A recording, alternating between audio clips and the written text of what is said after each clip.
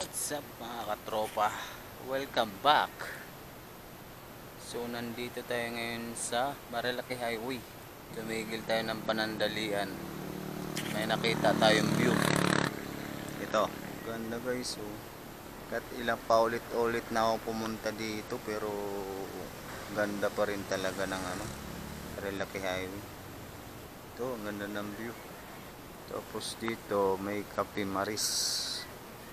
Ito yung Cafe Maris. Gusto yung magpahinga, mag-order, pumunta lang kayo dyan sa Cafe Maris. Gilid lang ng highway. Tapos may tindahan na maliit. Tapos ganda ng tanawin, no? So bakit pala nandito ako? Dahil nag-deliver ako sa Casablanca. Walang view doon, kaya dito na lang ako nag-video. Ganda pa ng view.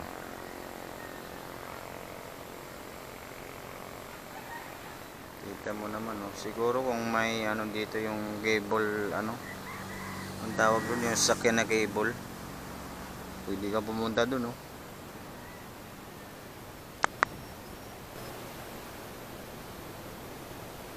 May manok, pwedeng itinola.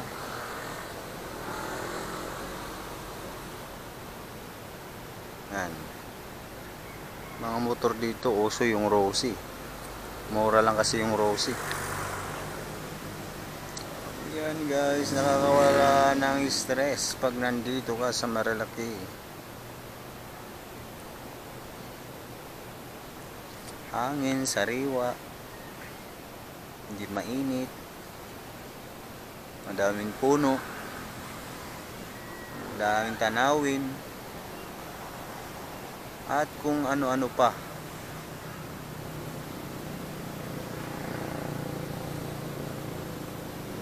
Kaya pagmasdan nyo guys, ganda.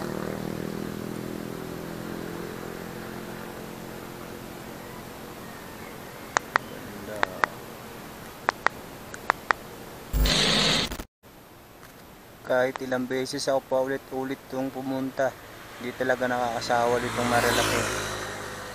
Bukod sa magagandang view, magandang kalsada, at maliwalas pa. Hindi mainit, hindi compare sa city na matraffic, mainit, daming alikabok. Dito hindi. Kaya laging binabalik-balikan to ng mga rider kasi dito nakakawala ng stress. Makita mo lang itong view na to, oh. Burado. A few moments later.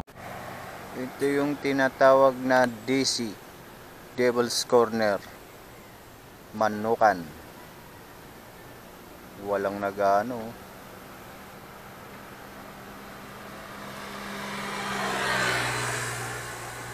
Walang mga kamote nagbe-banking.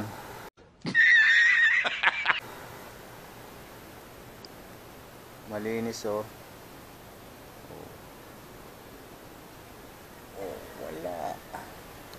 Wala kang makikitang nagbe-banking.